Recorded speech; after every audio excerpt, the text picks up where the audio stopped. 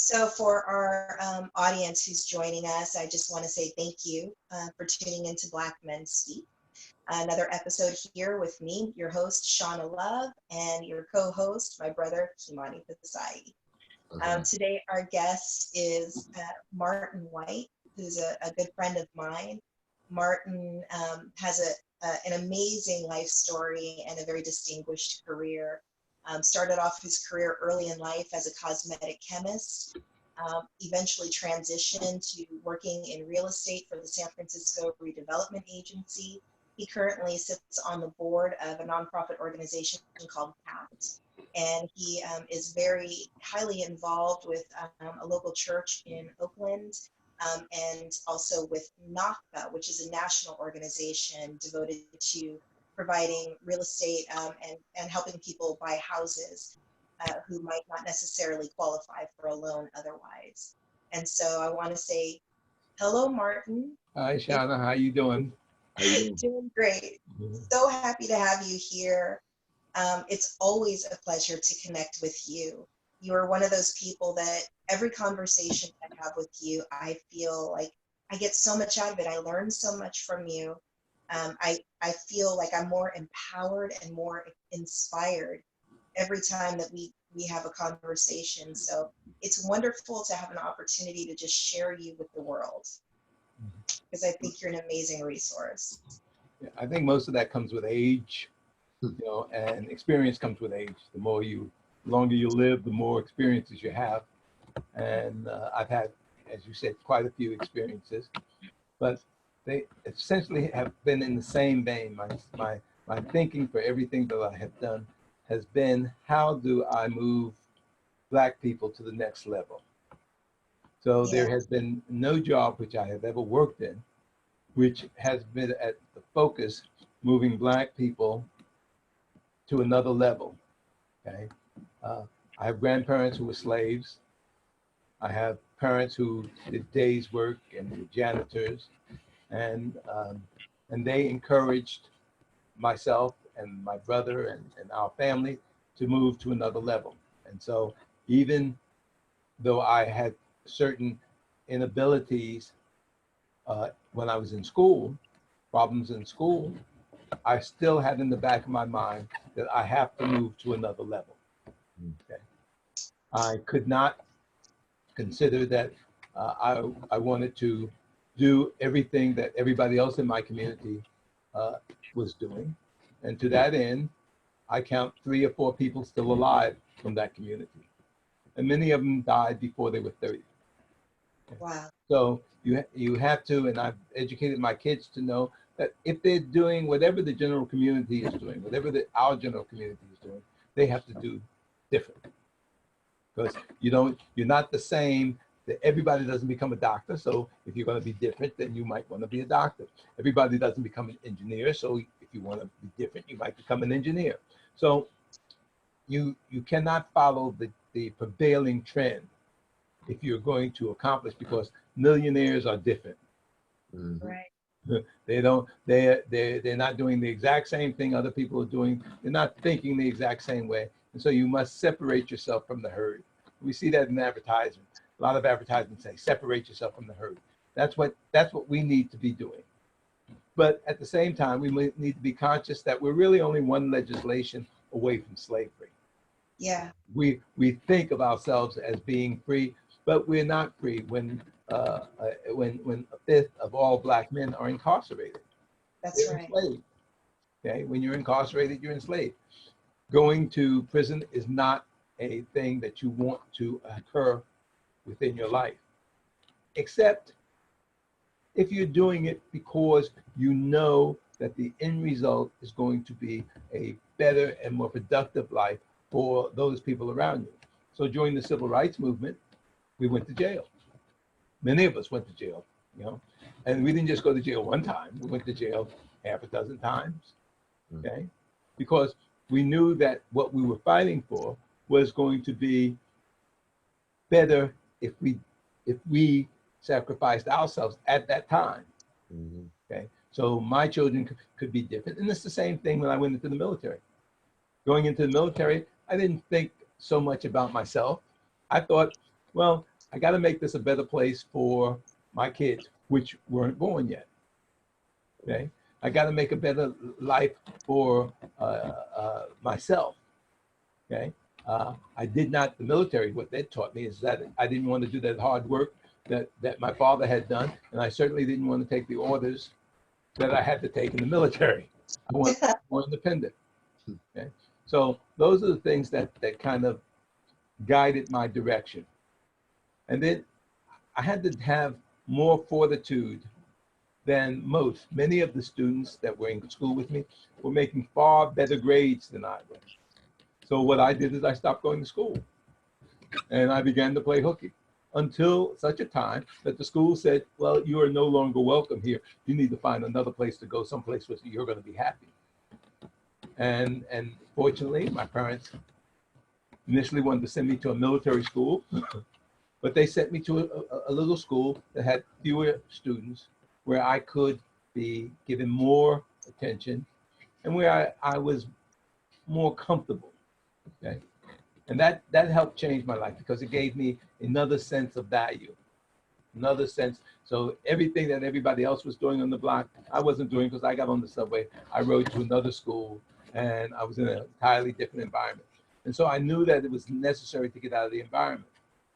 Yeah. Also, I knew it was necessary for me to leave New York because New York as an environment was not a good environment for somebody like myself. Okay.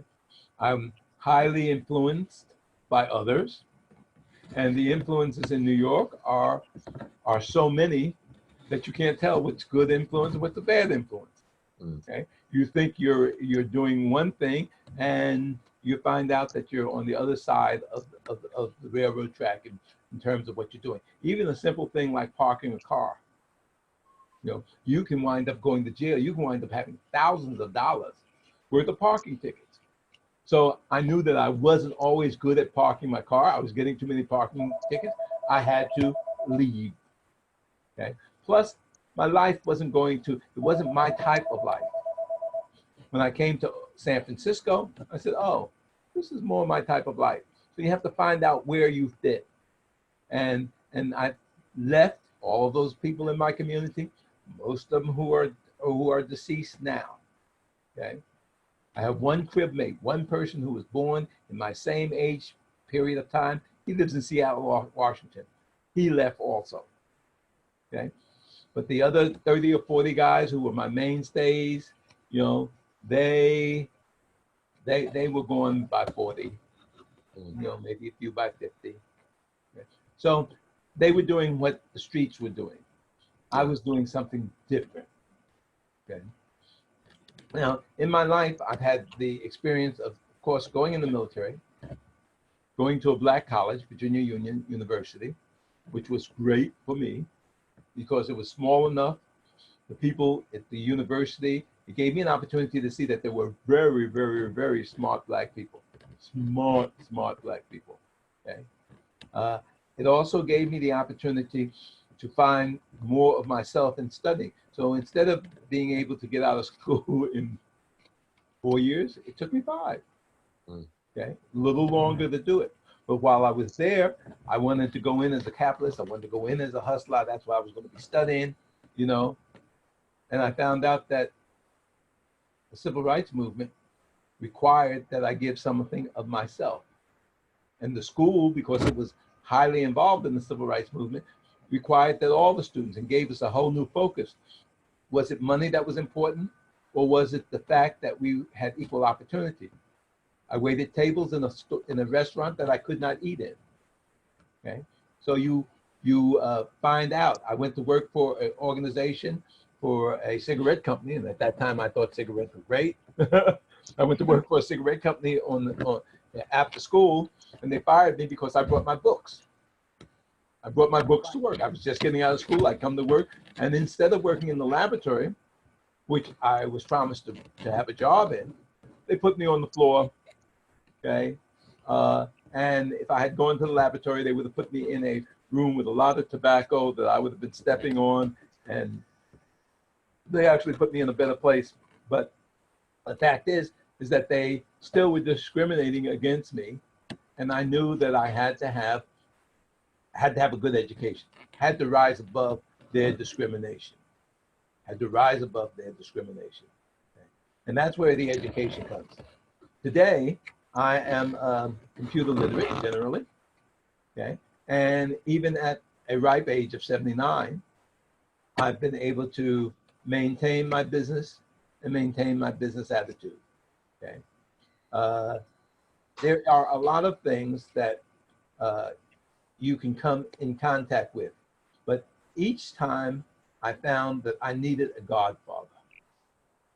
I needed, as we were discussing, a mentor, or I actually, not so much a mentor, but somebody who could place me in positions which I would not normally have an opportunity to go into.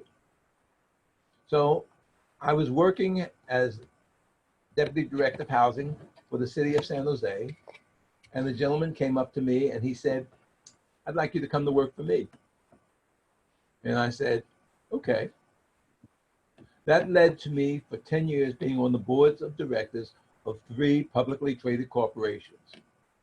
It also indicated to me that there were people who got paid big money for doing nothing. Mm. Big money for doing nothing, plus stock options. Wow. You know, suppose you got $50 for every time that you made a phone call. That's what a board meant. They pay $50 to $200 for every phone call. Wow. But every time you go to a board meeting, you eat in the best restaurants, and board meetings are held sometimes all over the world, and you fly on the private jets that the companies own. Okay, and there weren't a lot of us. There weren't a lot of Black people doing what I was doing. Okay, so that was an opportunity that I knew I had simply because I wanted to move away from what was traditionally in the street.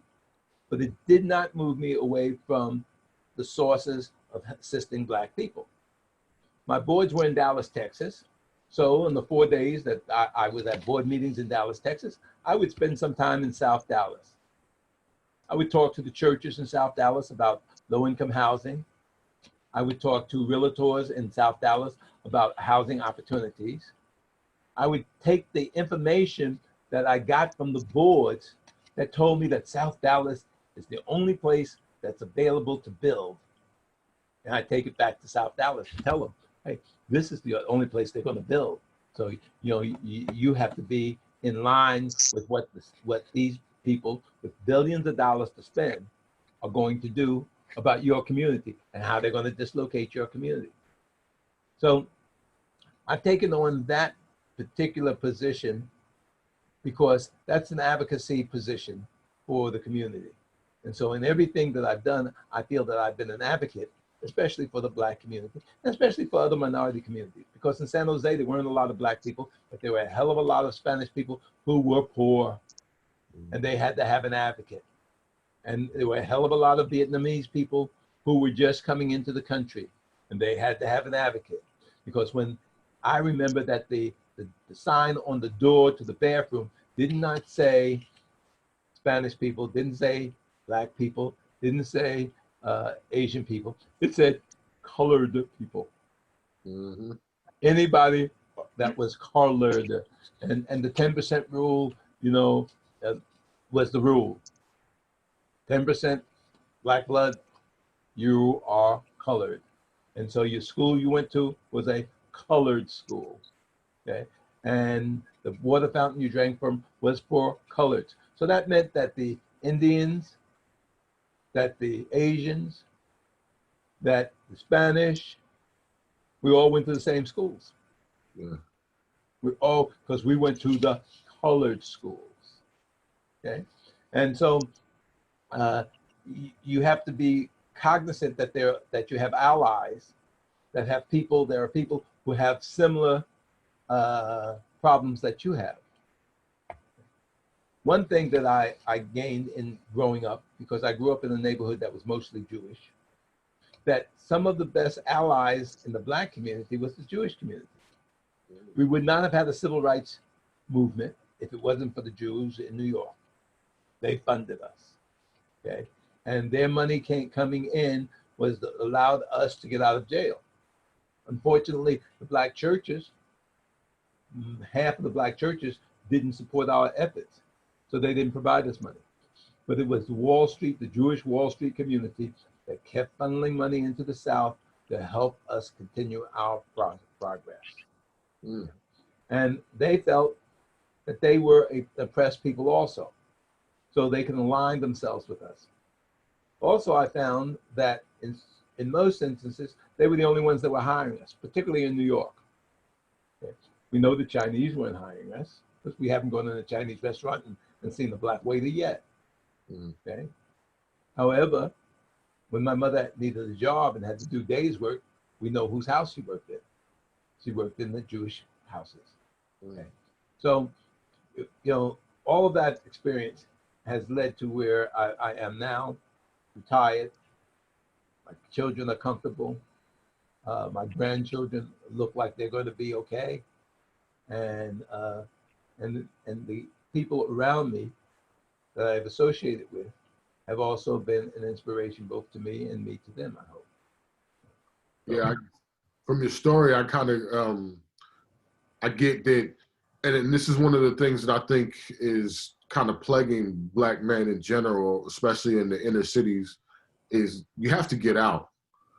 You have to get other experiences from other people and learn other points of view and find those mentors that aren't always black. Sometimes they are, and it's great if they are, but especially with the economic situations we were brought up in, that you have to find other people, Jews or whoever, you know, Hispanics, it doesn't matter, to help give you those perspectives and those life experiences to be able to better yourself and to help bring back to your community, to help your community, you know?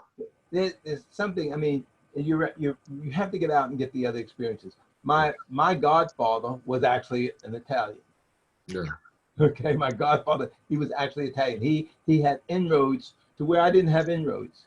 And so he was able to give me, to put me in a place. But when I was in the military, I was stationed on Guam, and I studied the Aboriginal Guamanians and the Aboriginal Filipinos. Mm-hmm. And the Aborigines of the Philippines are called Negritos. There's an area of the Philippines called Negril. And the Negritos are essentially pygmies from Africa because there's a jet stream that flows through there. And people are piled upon in terms of various nationalities and various ethnic groups to where they have now a Afro-Asian population with Spanish names. Wow. Yeah. And so you find out that we, you know, that black people are integral in almost every society in the world because we were the first travelers. We set sail.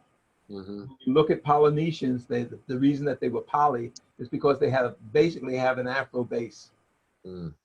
And the east coast of Africa, if you just get in a boat with no sail, it'll take you around, it'll take you to San Francisco. Mm. Wow. It'll take you to South America. And it will take you to Japan and to Formosa and to the Philippines. Okay. Just a boat, no sail. Of course, that's the way the current goes. That's fascinating. So yeah, so for us as a people, it's important that we keep our guard up. Mm-hmm. Can't think that it's done. It's not done. 45 has shown us that it's not done. That's right. Okay, and 45 is a person who has he has only what himself is doing. He gave people a tax credit and took the largest tax credit for himself, not for himself, for his children. He said he wasn't affected, but his children were because he took away inheritance tax. Mm. And so now his children, they get all the property that he's had, and they pay no taxes. No. Okay. So each of us, you know, in our pursuit of, say, our education, it's got to be ingrained. I was not a good student. I was not a good student. I don't think I became a good student until I became 50. Mm. You know, I mean, I didn't become a sponge for information or be able to hold information in the quantities that I wanted until I matured. Everybody doesn't mature at the same level. Yeah. That's right. Yeah. And so just because you think you're not doing well now, if you have it in your spirit to do well, and if you're prayerful about it, then it will come about. Okay. And that's another thing. We have more churches in our community than we have than almost any other institution. Mm. Okay. However, you know, we go there, but we don't follow there. We don't have confidence in it. Okay. That's So true. because if we had confidence in it, then all of those people who go to church and all of those mothers who've gone to church and with all those stuff, we wouldn't be killing each other. Okay. That's an interesting We would perspective. not be killing each other. Okay. Because we don't have to hate ourselves. And that's what, when we kill each other, that's what we're doing, because we're in a small microcosm here. And so in Chicago, we're killing 700, 800 people of our own kinds. We're killing our brothers and our sisters as if there was some type of ethnic or ritual war going on, which there is not. Mm-hmm. Right, right.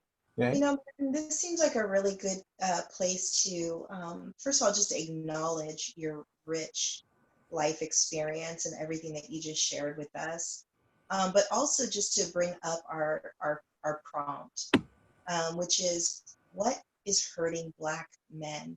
And when I think about Chicago, when I think about the gang wars and everything that's all the shootings that happen there, and I think about just, you know, how that happens all over the country, you know, in different pockets. It's usually activity that is driven by men against other men.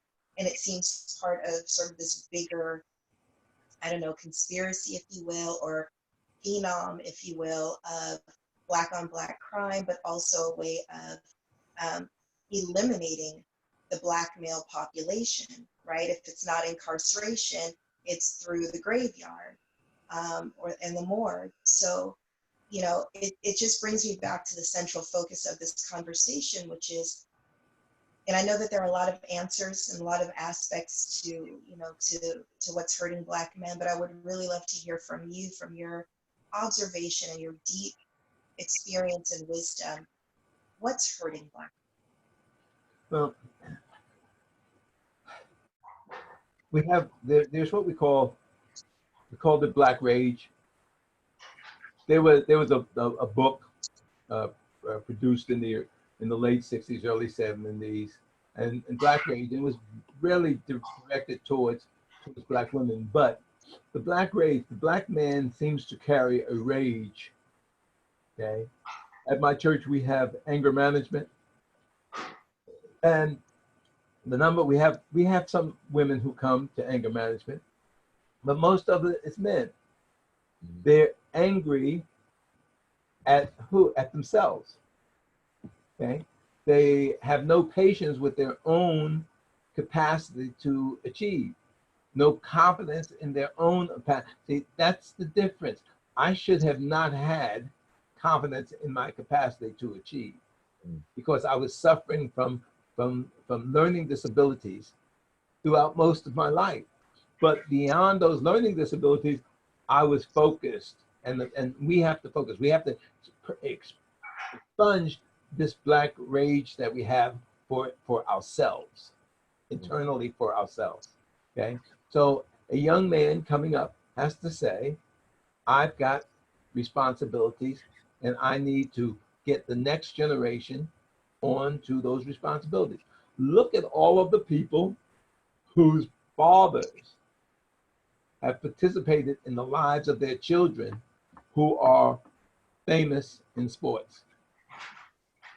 Almost to the one, if there was a man involved, was out there working with his daughters to become tennis players, working with his son to become at the top of the golf game, working with their sons to become the best basketball players and football players that we have ever had. Mm-hmm. And it's all go back to who? The black father. Yeah. Someone who had confidence in himself and then instilled that confidence in his children. Okay. So it starts internally because it's all internal. It all starts in our minds. Yeah. Okay. So the black male has to change. He has to take responsibility for himself. Okay. He did not take it out on someone else because he doesn't feel that he is up to par. Is that the only way that you feel strength? That's the same way that we say that when I was with SNCC in the Northern Student Movement, we worked in rural West Virginia. The people in rural West Virginia, we said to them, look, you have the same problems we have. You're poor, you're uneducated, and you need better facilities. And they said, we're better than you. And that's good enough. Okay. So they would prefer to be poor and consider themselves better than me, even though I may have been rich. Mm-hmm. Were these Caucasian people or other Africans? These were Caucasian people. So these people in the mountains of West Virginia, okay, they felt better. And see, the parallel here is that this is the same problem that the young man with the gun has. I got the gun, so I'm more powerful than you. Mm-hmm. And so I can use this power on you. I'm more powerful than you, and you're available to me to be powerful against. Yeah. Okay. Now, I have a stepson who was a policeman. We prayed that he would get through, and he got through and retired from the police force after 27 years. You know, he had been shot 3 times. Okay. And I can understand that the average white policeman in my neighborhood here in Oakland is afraid of the black man. He says, well, if you shoot your brother, what you going to do to me? Mm-hmm. If you're going to shoot your cousin because he lives across the street and he is not a part of your gang, what you going to do to me? Yeah. Now, that's kind of the reason I left New York. Okay.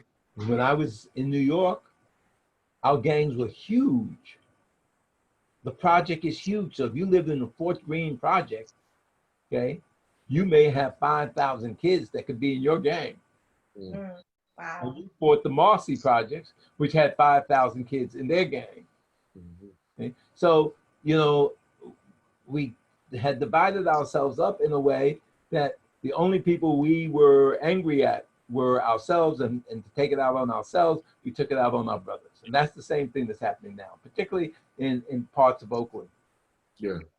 Do you think, Martin, that this is that it is a form of internalized racism, or do you think it is just another expression of divide and conquer that is oftentimes orchestrated from external actors that kind of coerce people into the same way some countries like the United States has been known to go into other countries and pit 2 different groups against each other and cause them to go to war with one another in order to destabilize that government.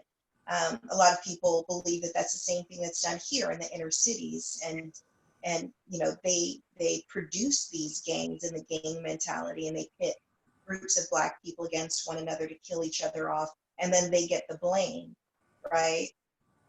I think you're right on, but it's broader than that. The American culture has become one of I can bully you, and they use whatever tools they use to bully, and it comes down. It falls down. It comes down to the community. Not only, I mean, the way that we think about things. I don't really have a problem with being a capitalist country, but capitalism is basically evil because it puts one person against another person and creates a competitive situation. So the young Black male, he says, well, I'm not inventing the computer, but I can handle this cocaine. I can cut this cocaine and I can sell it to my sister. And so what? She dies from an overdose. I've made my money, okay? But when I talk to young men and I say, well, how much money did you make? And they say, well, you know, I'm doing $20,000 a month. I said, well, how many months before you went to jail did you make? Well, I did $20,000 a month for 5 months before I went to jail, okay, before I got busted, okay? And I said, well, how long did you spend in jail? Well, I spent 5 years in jail. Well, let's add all of that up and see what you got paid. Yeah. And see what you got paid. Yeah. Okay. You didn't have access to your family. I mean, you had friends. I mean, the friends, you know, if that's what you're interested in, but you certainly, you know, from my interest point, I need to be around women. I mean, they make me whole. They're the other half of me, right? And then you didn't make much money because you weren't counting. You didn't understand that the jail time was slavery time. You say you don't want to be a slave, you don't want to be anybody, but yet and still you're willing to go into prison and wake up at 4:30 in the morning and eat mush, you know, and stay by yourself for 23 hours a day. Okay? And at some point you think that's prideful. Okay? And you did that on the backs of your brothers and sisters, you know, and you come out and you want to go back to the same situation. Okay. It's interesting what you said about the capitalism, because that's something that I've realized, you know, dealing with my friends and people I've met in the street. You know what I'm saying? Because I spend a lot of time with younger people, especially. They feel like this country was started and has been ran upon capitalism, which is take advantage of basically anybody you can, exploit, get as much money as you can, and prop yourself up. And that's the way that you're supposed to be in this country. And for especially the young Black youth, they've seen your generation march and try to get rights, and they've seen the progress, but at the same time, we're still feeling like we're being oppressed. And at some point, especially when after the crack epidemic and families broke down, they came out with, well, fuck that. I'm just gonna go for me.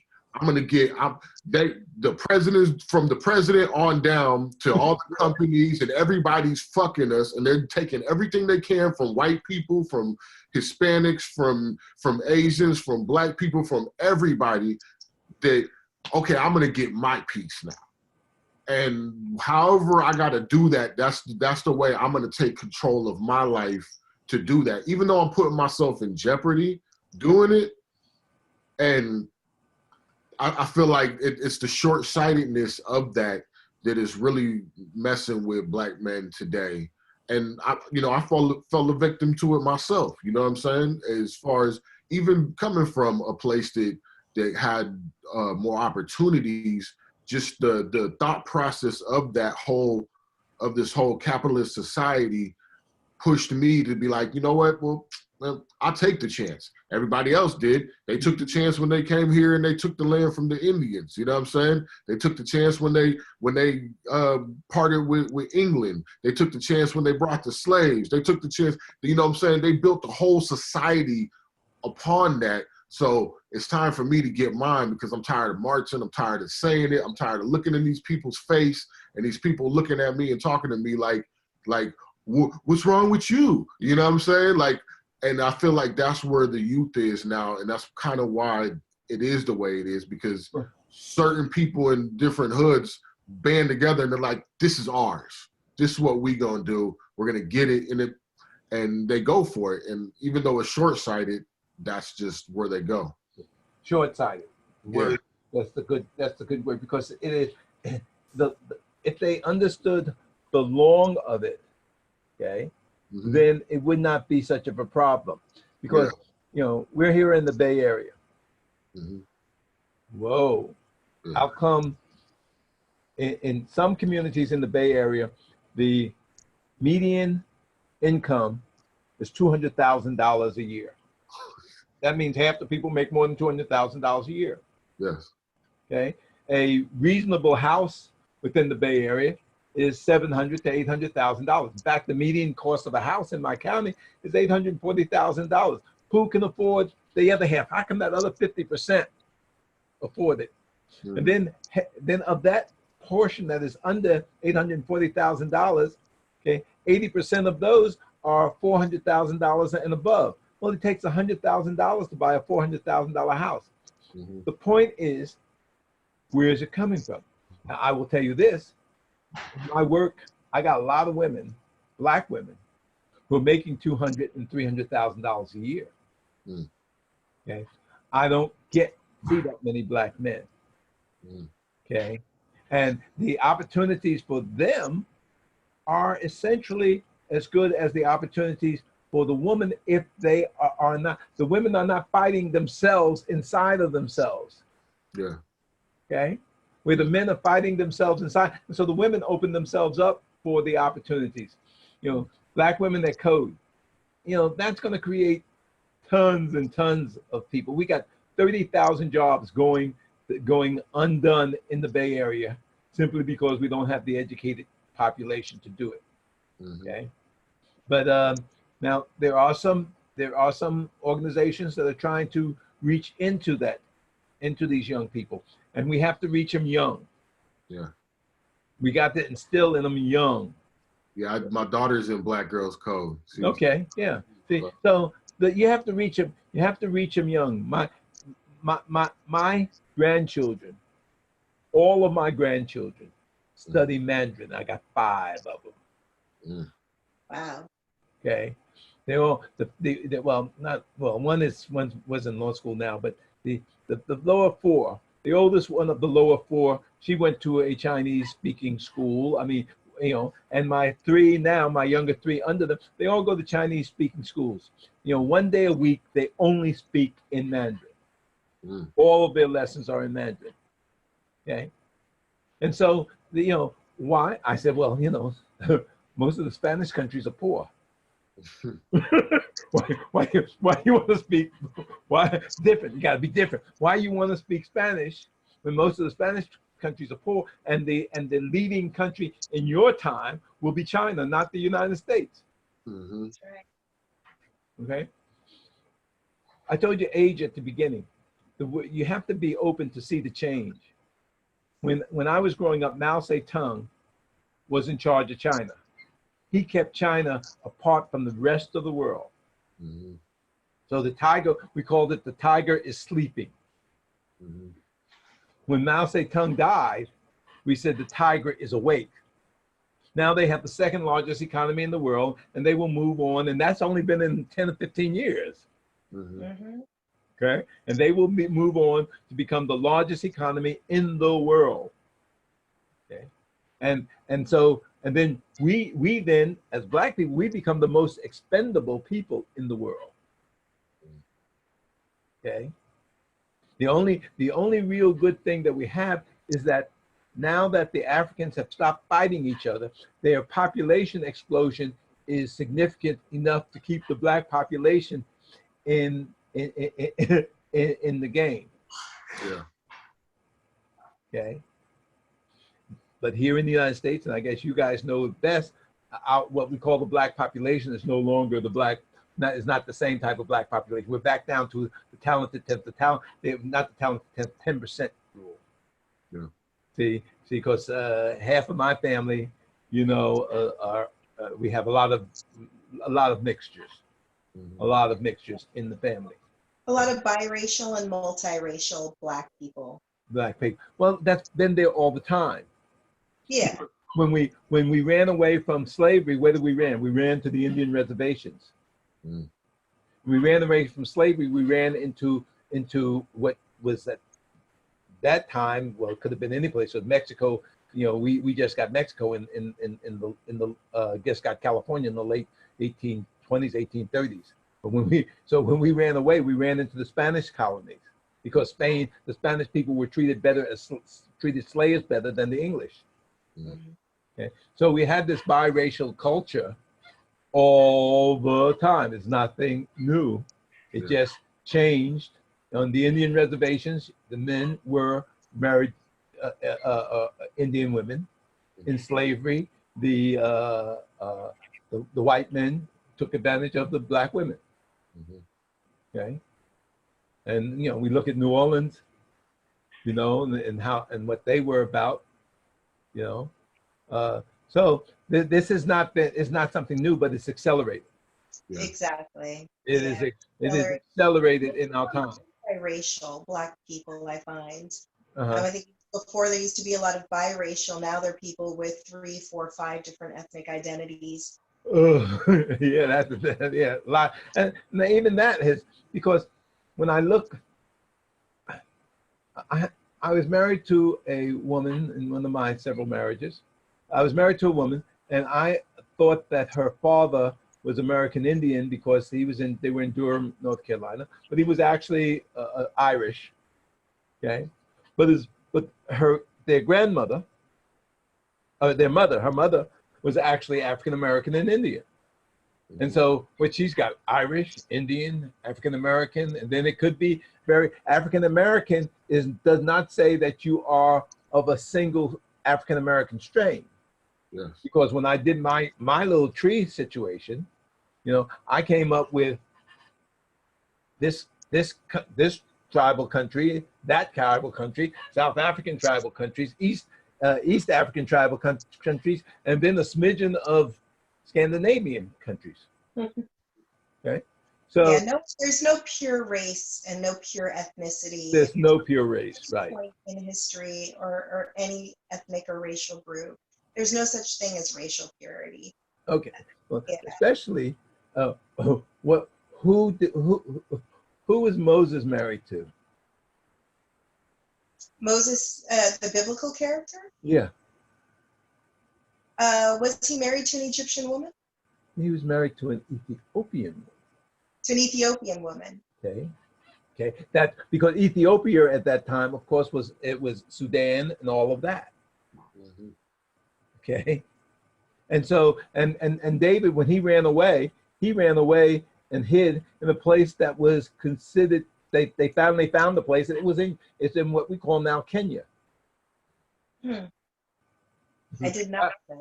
How do you run away to Kenya? Okay, but at that time it was Ethiopia also. Okay, so we find out that we're all through the history of how did Jesus go to Egypt? How did he pass? Or was he passing at all? It was right next door. Are you suggesting that he blended right in? Huh? I'm suggesting that he wasn't blonde, blue eyes. Oh, well, we know that for a fact. Yeah. For a fact. We know that he was a Semitic man, and we also know that at the time of his life, Egypt and that whole northern part of Africa was predominantly Arabic, which is also Semitic people, cousins to the Hebrew people. So he probably looked exactly like the people. They weren't Arabic because the Arabs came a little later, but is more of a recent phenomenon to be called Arabic. But but he came out of the Middle East. Yes. Okay. Semitic. Would you say that's accurate? Huh? That the people in Egypt at that time were the Semitic group of people. Well, we know how many centuries Egypt was dominated by the Ethiopian population. Right. And we know that from the Sphinx and from the others, when we looked at their facial features, they were not Aramaic facial features. Right. Okay. And even when we get into a place like India, okay, we can see that the multicultural situation, we call Indians, East Indians are considered from a racial situation as Caucasian. Right. But of course, their skin hue is not an indication of race. Right, they're considered Aryan, right? They're considered Aryan. They're considered Caucasian, more like, so you have the two portions of the Caucasian race, the European Caucasian and the Indian Caucasian. The Indian Caucasians outnumber the European Caucasians, I used to give sensitivity programs, sensitivity sessions, because during this is again for black men, because we're now going through sensitivity. It used to be I had to go take white people through sensitivity. But now black people are going through sensitivity because they're now having to kind of take the chips off of their shoulder if they're going to survive. Before we had to take the chips off the white people's shoulders. But in that sensitivity session, we would point out to them that there were twice as many Indians as there were European Caucasians. And so that there were more brown Caucasians than there were white Caucasians. Okay. And people, you know, they kind of got upset with that, you know, say, well, you know, here's how you tell the Caucasian, is their hair straight? Yeah. Is their nose a certain way? You know, it didn't say anything about the color of their skin. Or the color of their eyes, for that matter. Oh, yeah. See, so you get and this young people in the black community too. We have to understand that in this country, if we're going to survive in this country, then we're going to have to survive in a multicultural environment. Okay, so and we don't, and we have to know, because all of us have something else in our family. There's not, as you said, there's no pure race. Okay, but the internal structure of us, we've got to improve upon. And I say we go to church all the time, and they preach the improvement of that internal structure. And yet, and still, we walk out of the church, you know, and we don't pass it on to our children. Well, I'm gonna pray for them. That's not healthy. Because when you told them when they were 3 years old that they were the dumbest little kids on the earth, that they're gonna grow up to be like their daddy, or they ain't gonna never be anything. They put those. They weren't putting the right things into their mind. Yeah. Yeah, I mean, programming the computer for failure, right? Yeah. Yeah, like when I was, I mean, it wasn't until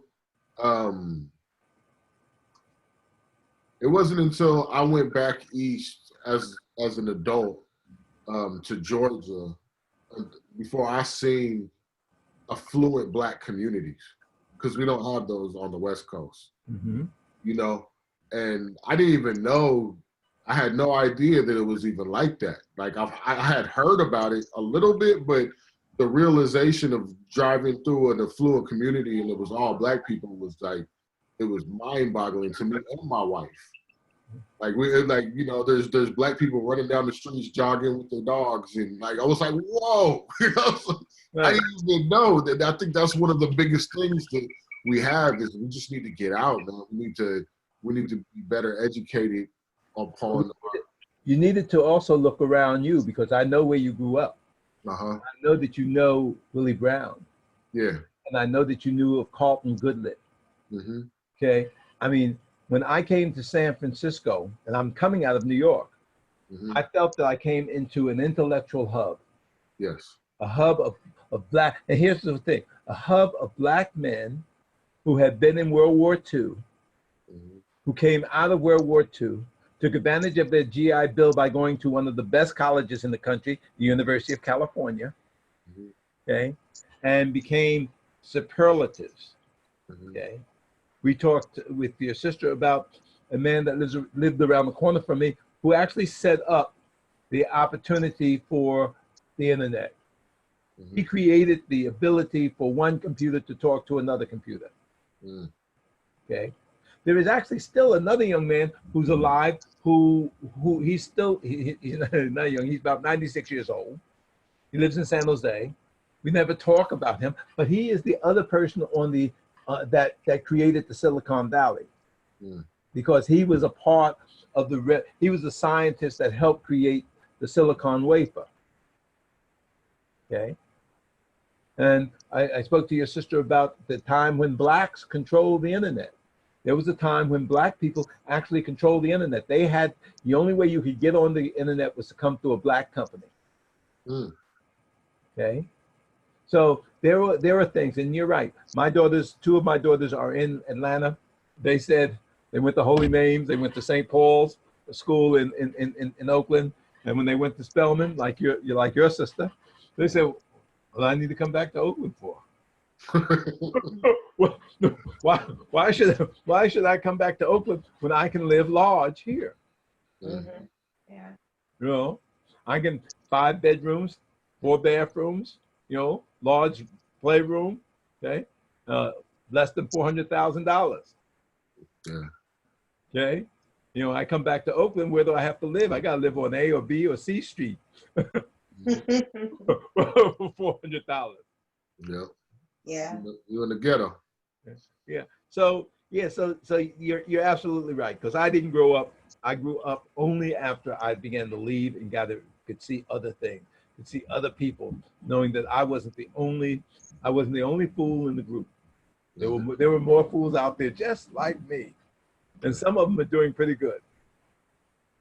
Well, I'm hoping that by people watching this video series and listening to people like you, that it'll provide that openness and that access to a different perspective that a lot of people don't get. You know, I hear you talking about, you know, all of the prominent African Americans in San Francisco. And of course, we have a rich history, right, in the Bay Area. There's so many people through the civil rights movement that went into, you know, becoming public servants and elected officials and business people and all of that. But there's still the majority of our population who don't have access to those people. They don't have that connection. They don't even know those people exist, right? Not the one, they don't know the ones who came before them. They don't know the ones that are there right now. Right.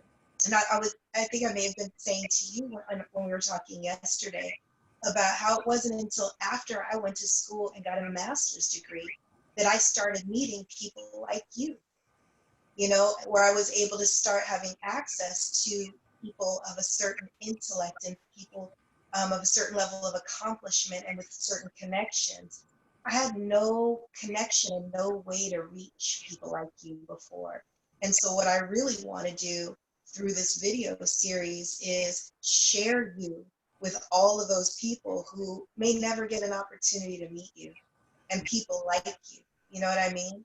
And if nothing else, like even if all they get is to observe one conversation like the one that we're having now, maybe that'll shift somebody's mind to say, wow, you know, I see a reflection of myself. I think I could be like that guy, you know, or maybe for somebody, they'll sit back and they'll go, wow, you know what, there's more people like him out there. And maybe I need to do something now to get connected. Maybe I need to find the resources in my community, whether it's a small business development center or, you know, a Black Greek society or 100 Black men, or, you know, any kind of organization that can support their prosperity and their advancement and their personal development, right? So, you know, I think about all my brothers and sisters out there who are a lot like I was when I was younger. You know, I was telling you yesterday, you know, I grew up poor. I didn't grow up, like, people look at me and they're like, oh, you know, she's half white, she got green eyes and light skin, and she talks real proper, and, you know, she went to Spelman, you know, she's bougie, she gotta be bougie. But when I went to Spelman, when I applied to Spelman, I had never even heard of Spelman College, which is crazy, right? You know, my daughter's father, I met him and he was going to Morehouse. And I told him that I was applying to Georgia State. He's like, well, why don't you apply to Spelman? And I'll never forget, I said to him, I looked at him and I said, Spelman? I said, I never heard of it. Is that a good school? And he started laughing. He was like, yeah, Shauna, trust me, it's a good school. It's a good school, you know. But I grew up like, not in the projects, not dirt poor, but certainly going to the store with food stamps, wearing secondhand clothes from the Goodwill most of my life, living off the top ramen if there was anything to eat. And oftentimes, you know, we were hungry. You know, there were plenty of times where there just was not enough food in the fridge. I remember my dad would go grocery shopping, and we would be unpacking the groceries and eating it straight out of the bag. Like, we couldn't even get it in the fridge or in the cupboards, you know, because I just couldn't wait for the food. And I'm not to say, like, you know, we weren't dirt poor, but it was enough, you know. And I grew up mostly in Daly City, which is not like inner city hood. It's a little suburb outside of San Francisco. But the public school system, you know, it groomed us to be blue collar workers. It groomed us to be average to mediocre. You know, I had a lot of issues growing up, and I turned to, like, you know, weed and alcohol and partying and all that.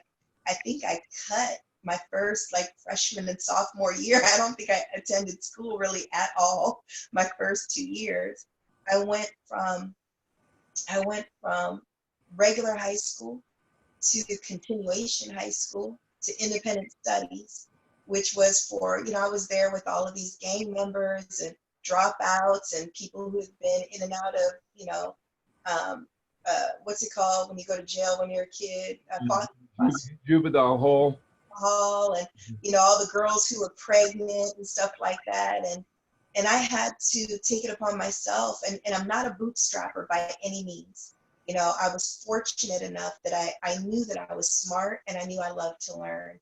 So I worked really hard to get all the credits I needed to go to high school and get out of high school. But I graduated high school with barely a high school education, because in independent studies, I was doing like elementary school work. You know what I mean? And so I was always at a disadvantage. I didn't know what other people know. I didn't read the books that other people read. When I started junior college, I had to start with remedial math, adding, subtracting, multiplying, division. You know, it was a long, long road. I mean, and to this day now, right? I have a master's degree. I'm proud of that. But, you know, that came with its, you know, trade-offs as well. But I'm just saying, like, the people who come up like me, or in conditions that are even worse, where they're just not getting a good education for one reason or another, where they don't have the support systems, where they don't have any idea of what is possible or available to them. You know what I mean? That's what this video series is about. It's about bringing that talented tenth that you mentioned earlier, bringing the Black intelligentsia to the community that would not otherwise have any access to them, you know, or any idea that you even exist, you know. So these young people can see a reflection and say, man, I could see myself in him. I want to be like him one day, you know. Well, let me just tell you, I have a GED. Is that I got a GED when I entered the military. wow? And I went to the military early because I was embarrassed that I wasn't my parents were spending money for this private school and I still wasn't graduating. And so, but I got a GED, and I found out, as I was saying, that the rest of the world, that there were others in the world silly and stupid like me. Yeah, I found out that I was just as smart as most of the other people in the world. Yeah, yeah. Okay, that I wasn't, even though I wasn't doing well in the school system that I was in, that there were other people who weren't doing well in the school systems that they were in, and they were accomplishing. So you got to get out and see and feel. And you cannot get that same education in prison. That's not where you need to be. You got to get out. And I'm not a advocate of going to the military per se, unless you know what you're doing. Okay, I didn't go into the military, into the fighting part of the military. I went into the Air Force because I knew I'd be a long way away from any fighting, a long way away from any, you know, I wouldn't be exposed in that same way. And at the same time, I'd be at the height of all the technology that they had. Yeah, yeah. Okay. So, but it gave me, that 4 years gave me a chance to become somebody, get self-confidence. And as I say, you're fighting against yourself. So if I come out mad at myself, then I'm going to take it out on my brother. Yeah. Okay. But if I have self-confidence in myself, then I can go on. All things are possible. Right. You know. You know, I want to be respectful of your time, but I also want to just dig into that a little bit more if you'll stay on with us. You know, you mentioned earlier about, you know, everybody taking that responsibility for their own selves, for their own lives. You said a couple of other things about, like, just, you know, maturing as an individual, that it strikes a common theme with some of the other conversations we've had that all kind of point back to this idea of self-actualization, right? We've talked about, like, I don't want to keep bringing this up in every conversation, but Maslow's hierarchy of needs, right? And at the top of that is self-actualization. And so, you know, so we are a people that have a lot of trauma. We have generational trauma that we're carrying from, you know, from slavery on in our cellular, you know, memory. We have individual trauma from the broken homes, broken communities that we live in to this day. We have recurring trauma that's like indirect trauma. Like for me, just reading the headlines every day, hearing about another person who's been a victim of police brutality, another person who, you know, like has been killed in Chicago or wherever, black on black, doesn't matter. Like, and all the harm that's done to the Black community, I feel like it is weighing on me, and it hurts me so deeply. So how do we heal? How do we heal, and how do we get to that place of self-actualization, maturity, and coming into the fullness of ourselves when we're still struggling so many times with the bottom part of Maslow's hierarchy of needs, which is just like food and shelter? You know what I mean? And we have all of these odds against us. We're being attacked on every front. How do we get to that place of healing? You know, I didn't want to, I have a special position. Okay. I had to be in prayer. I had to pray about everything. I prayed about everything. I prayed that I would, that some of these things that were impediments to me would be moved. Okay.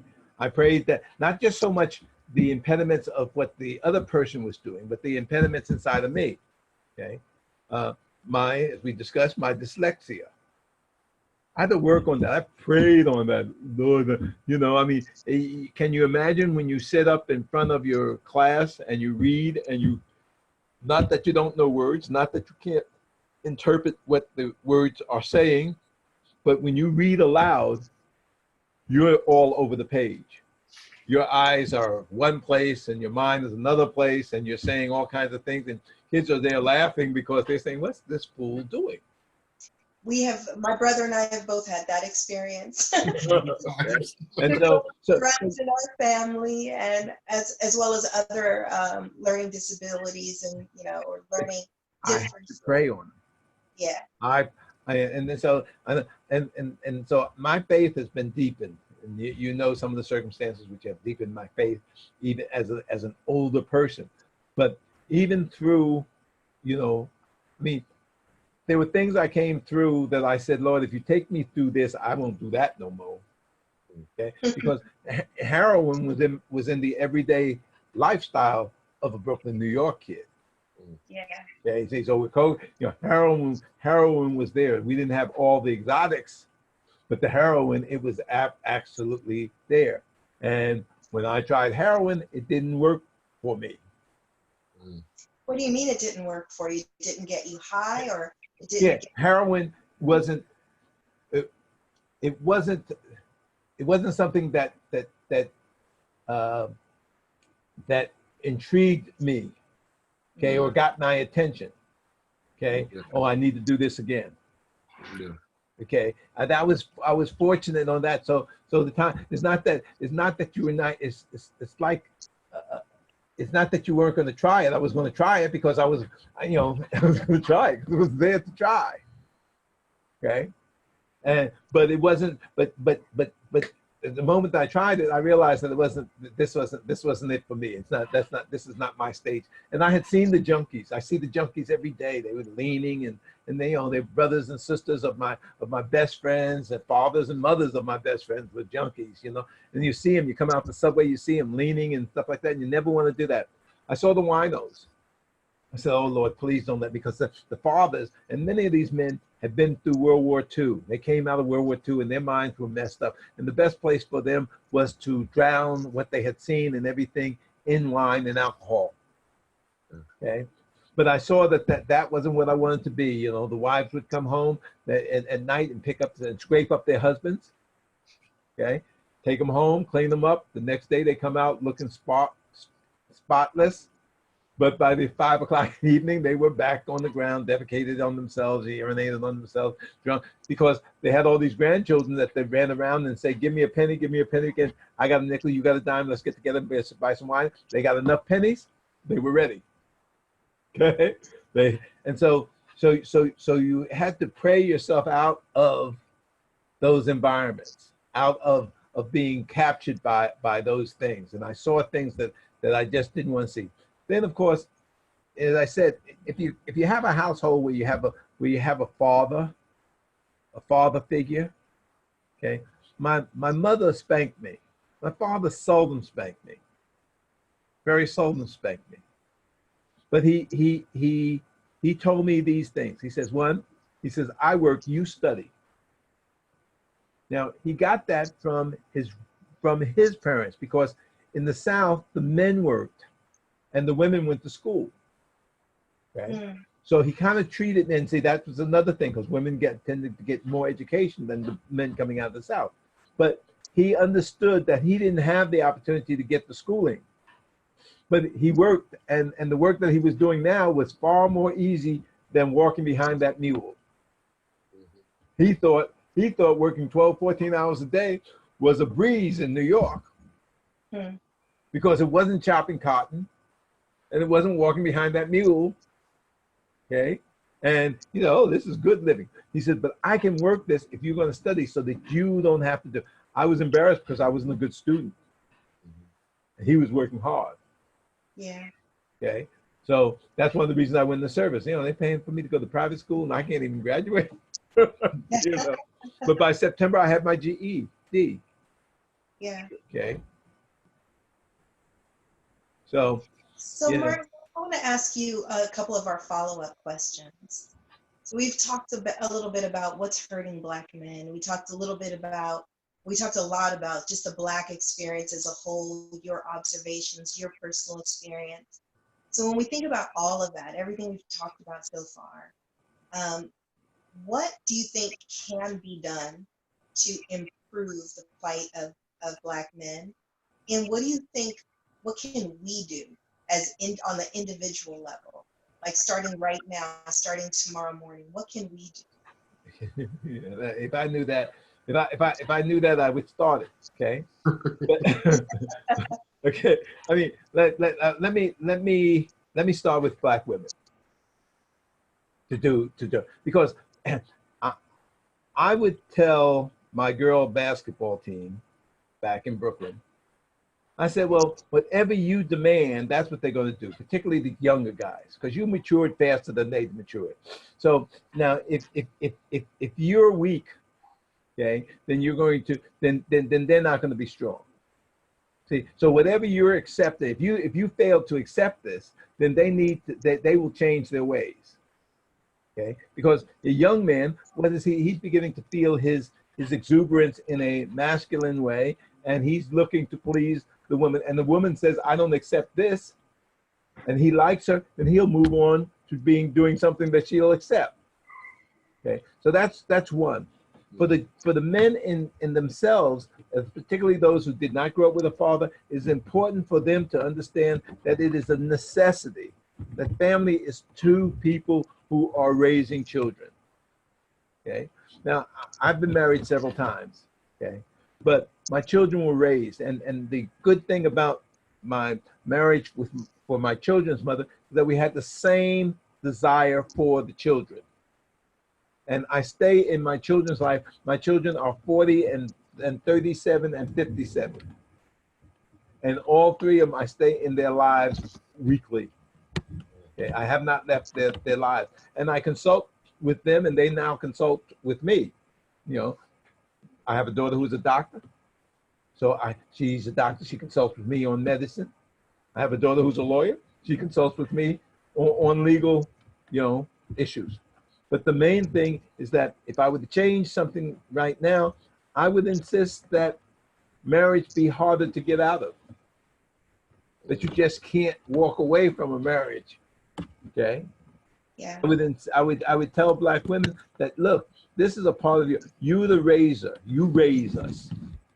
And when we leave you, we got too much hatred for our own women, this younger generation. Okay? We used to sing songs of love. Yeah. Okay, we used to tell them how much we loved them, what we thought of them. Okay, and I have I have a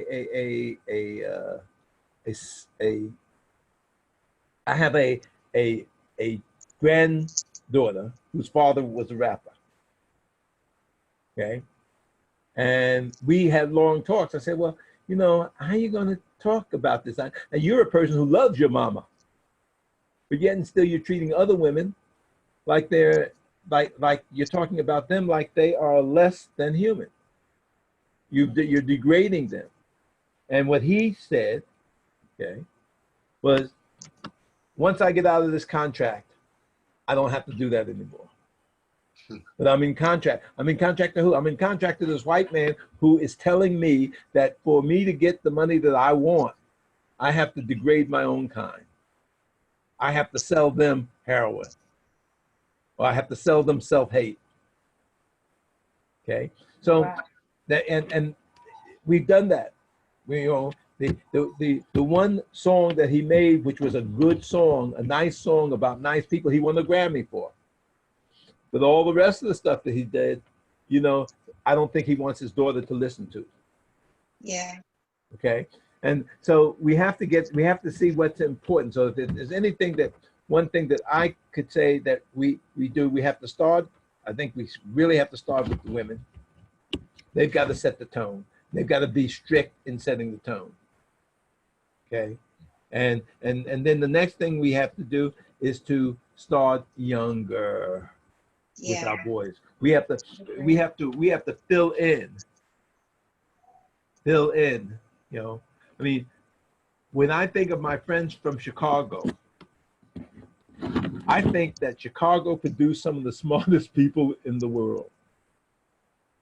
I don't understand why they're killing. You know, I mean, I think of people like Herbie Hancock, you know, and dozens of other. I mean, they've got specialty schools that produce special people. Okay, but yet and still, I still get on. I go to that South Side, and I mean, it scares the. I go to South Side Chicago. It scares the hell out of me. Yeah. Yeah. I believe it. It scares the hell. You know, the liquor store lines go around the corner. Wow. Okay, so people are out the door waiting in line to buy liquor. Okay, and so you know we need to get to the point where we're not trying to make a dollar off the ill faith of our people. Yeah, Why don't we sell them fruit? I definitely agree with you with the women, because you know I was lucky and blessed enough to meet and marry a strong black woman, and she didn't take any shit, and she put me in my place and made and held herself to a level that made me have to raise up to it, because before that I wasn't raising up to any level. I was just doing as I wanted, you know, and I had the same mentality as, you know, using women and using everybody. It wasn't just women. I was using everybody that I could to get to where I wanted to go or to get what I wanted. And being around her, you know, I knew that if I didn't want to lose her, that I had to raise myself up. And I think women have a unique position in our society for everybody to raise men's expectations and to raise our thought process, because we have a propensity to just to take it down, you know, and go the lower route and the easier route when we really should be raising ourselves. And I think the women can really do that for us. Mm-hmm. Yeah, we've got to start. You know, how do we hate? How do we? Most of us were raised by our mothers. How do we hate our mothers like that? It's crack. It's drugs. It's the breakdown of the family in our communities to be able to. I mean, when you see your mom, you know, out on the streets giving it up to get the next hit, then you're gonna think about that for most women. You know what I'm saying? And that's how it was for me before I met my wife. Is most women were easy. It was super easy. It was like, okay, well, if you're gonna be okay with that, then let's go with it. Right. For me, it wasn't a thing. You know what I'm saying? But then when I finally met a woman who was like, nah, it doesn't go down like that. That's when I was like, okay. There are women out there like that. Even though I have sisters and grandmas and everything that held themselves, it was for me to meet women of my generation, of my age level, who are like that, because, you know, I came up during the crack epidemic and after the crack epidemic, and that's what it was. It was women are bitches, women are hoes. Oh yeah, she'll suck you off for a rock. You know what I'm saying? Like, that's how it was. That's where it came from. Mm-hmm. And we need to get back to where women hold themselves to a higher standard. So to show that example, not that they should be the only ones, but to show that example for men, because we lust after women. Yeah, we lust after women. Yeah. What I don't understand, when I was coming into San Francisco, we were entering the Black is beautiful phase. Yeah. Now, that wasn't a man phase. Men weren't going around saying black is beautiful. Women were going around saying black is beautiful. Women were going around and characterizing a beauty of themselves and self-reliance in themselves and their self-beauty. And then, as you say, then somebody says, oh, this is getting too much. These people are getting a little bit stressed. Maybe we need to be able to reinforce them with a little different type of drug. That drug that we got has worn off. Let's get us some crack in here or something. Yeah. Okay. And of course, now they're finding out that it's they who are fostering it, they're the ones who are getting caught, because the drug companies are producing their own form of crack and selling it legally, and getting all of the Caucasian people hooked. Yeah. You know, They're and selling now opioids, and now they have a drug on the market that's 10 times more powerful than heroin, that's been approved by the FDA. You know, and you're right, every time we've had any kind of Black empowerment movement, from the 40s up, well, I mean, really from the the restoration period, you know, post-slavery, you know, white folks, those who are ill-intended, have found a way to destroy everything that we build up, right, over and over again. But most notably in the 20th century, you know, they used drugs as that weapon. It was heroin, you know, then it was crack, and you know, and they find some one way or another to break us down. And then it was gangster rap, you know, which was really used as a weapon. They weaponized that art form and used it against us. But the media has also been so powerful in breaking down the image of the Black woman and the Black man, and propagating this idea of, you know, of the pimp hoe mentality, right? So these Black men are idolizing the image and the character of a pimp and thinking of all Black women as hoes. right. And, you know, yeah, and that became pervasive in our society through the media, not really through communities, but it started with the media, you know, dispersing that mentality widely, and then people, you know, latching on to it, and then, you know, continuing to advance that thought. And then it has a generational effect, right? Even for those men and women who do get out of it, by the time they come to a point of personal growth and maturity, and they figured out that, oh, okay, you know, that's not the way to be, they've already done so much damage to the generations younger than them and people around them, that it's already taken on a life of its own, you know. And even today, you know, we look at this sort of unholy marriage of pornography and rap music, where almost every video is like soft porn. And we have all these young girls dancing like strippers when they're in elementary school, sexualizing themselves at a time in their life where sex should be the last thing on their mind, you know, and ready to commit suicide by the time they're in middle school, because they don't feel pretty enough or sexy enough, or it's because a boy that they like doesn't like them back. You know, I have a lot of beef with, you know, those images and what they do to destroy our young men and women.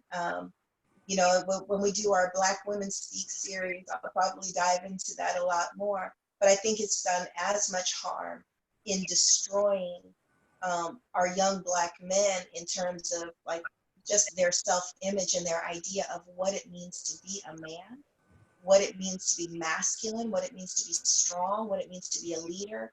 And in the absence of other more legitimate forms of self-empowerment, of leadership, like economic empowerment, right? Like being a community leader, by being a business leader, by being a leader in the family. In the absence of those things, they're taking on these other sort of corrupt ideas of what leadership and manhood means. Real quick, Because it seems to be the only thing they can latch on to it. It's a lot easier and real quick. accessible. I got an example of this. I have a friend of mine who was a pimp, right? And he did time for that. And, you know, his mother encouraged it. And he spent, you know, a few years in prison because of it. And he knew that if he ever did anything like that again, they were watching him and they'll put him back in there. So he started doing other things, and we started doing other, trying to raise ourselves up economically through more positive things. And those things take time, and it's hard to do those things. And we weren't seeing the money come in. And he would talk to his mother, and his mother would be like, "You need to get 10 toes back down. Like, you need to go find you 10 hoes right now and get back out on the block and make some money so you can do better for me." And this is his mama telling him. He was being pimped. He was being pimped by his mama. He was being pimped by his mama. Basically. But his mother was also a prostitute, right? Or Yes. former prostitute. Yes. So that was all she knew. That's So all. this is like that multi-generational curse, right? Exactly. Where he doesn't know any better because his mama didn't know any better because, you know, somebody pimped her out, you know? And even when folks are not legitimately in the position of a pimp or a prostitute, they have adopted this mentality of one. You know, I heard a rapper one time who was being interviewed, and he's a very prominent rapper, right? And he was talking about, well, everybody's either a pimp or a hoe. You know, you go to work for the man, you either, you know, you getting pimped, you know, but there are boundaries, right? There are distinctions of dignity, right? Between going to work in a legitimate business where maybe you're not working for yourself and maybe you're not getting what you're really, you know, your true value is worth, but you're also not being dehumanized to the degree that you would if you were on the street selling your body, or I would even say dehumanized to the degree that you are even capable of dehumanizing another human being in that way. Now that we're international, we have another problem. Okay.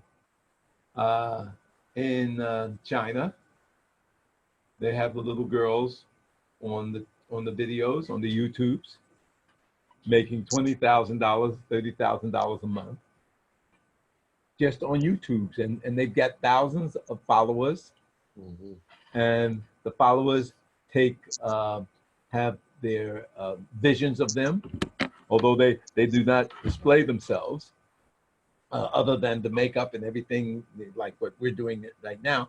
And they have all these followers. They're asking them to get married. They're telling them they want to lay them. They tell them all these things that go on, and these young women are able to satiate these followers, and they have all the advertisement that goes along with it.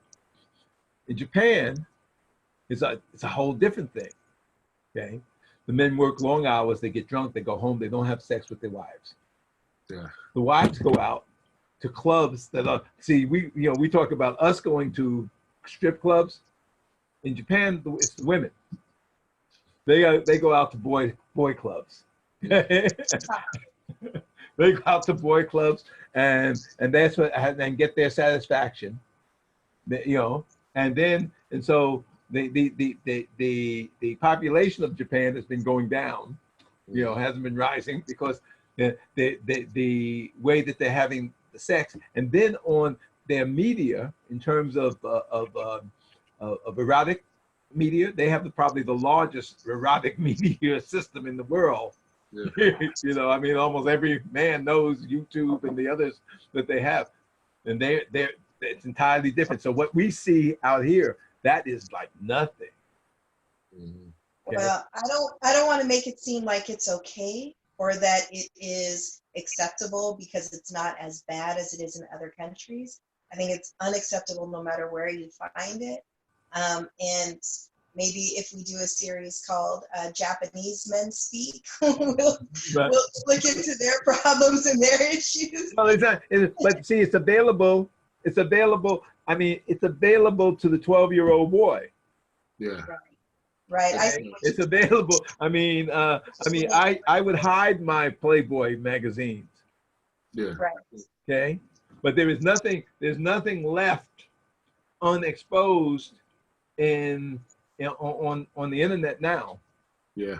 It's all that. So I'm saying that's also another influence that's playing into the whole this whole soup of what's happening to us as black men. Well, the fact is that we're not black men anymore. We're international men living on an international scale. Yeah. Okay, and if we don't want to become extinct as a American male, okay, or our lineage or our line, or then we're going to have to improve our game, and that's what we're really saying here. We got, the United States wasn't where slavery came. No. Slavery came to Brazil. 3 times as many slaves. Slavery came to Colombia, to Nicaragua. I mean, slavery came throughout all of the East Coast of the Americas. And what landed here in Jamaica and in Haiti and in the United States, those were transitional to the slave trade. So the Spanish and the Portuguese, they were sending their people to South America, and they sent far more people. Okay, and so now we're in this international situation where all of our ancestors are all over the world. Okay. And we're just trying to survive as a people. And how do we do it within our society? And how do we do it with our children? Okay. And how do we provide so that they don't find themselves as a function of those haters in our country, and they don't find themselves re-enslaved by being incarcerated? Okay, because incarceration is slavery. That's right. Okay, and saying if I walked out on the block and I say, hey brothers, how many of you want to be a slave? Hey man, that ain't for me. I ain't doing that. I said, well, why are you putting yourself in the position to be a slave? Mm-hmm. That's right. I think a lot of folks don't realize that not only is life in prison, being treated similar to being a slave, but that, our Constitution says, when slavery was abolished, it was abolished only for free people. It was not abolished for the incarcerated. It says it is abolished except if someone is incarcerated. So the moment you are incarcerated, you're a you've slave. given up your constitutional freedoms, right? And you are legally a slave. Right. Yeah. Well, good. I need to get to my family and feed them. Okay. All right. So back to the family. Yeah, back to the family, feed them. Made some catfish tonight. Brothers that I have here, both of them need to go and take care of their families. Yeah. We definitely honor that. And we're just going to close out this episode of Black Men Speak by saying, Martin White, thank you so much, man, for your time and for your thoughts, for your wisdom, for your experience. I love having conversations with you, and I'm just so grateful to have this opportunity to just share you with other people. And I hope to have another conversation again with you like this on Black Men Speak sometime in the future. But in one way or another, we will be in touch, brother.